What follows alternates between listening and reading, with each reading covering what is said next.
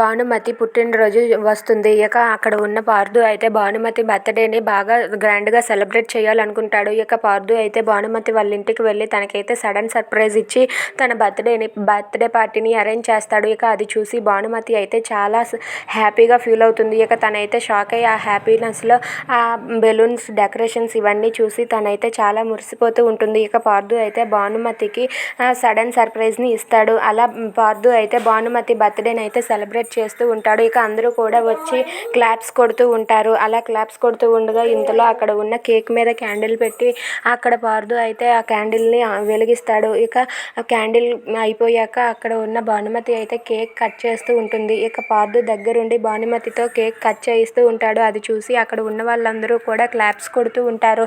ఇక cake cut చేయగానే పార్దు అయితే భానుమతికి అయితే పీస్ని తినిపిస్తాడు.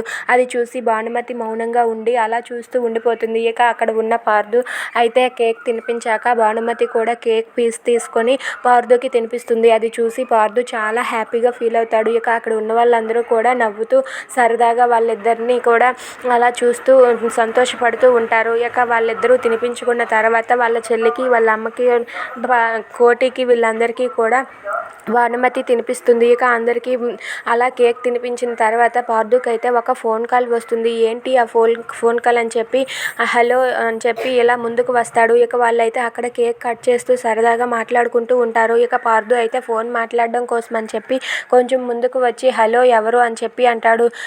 ఇలా ఫోన్లో అయితే ఇలా చెప్తూ ఉంటారు.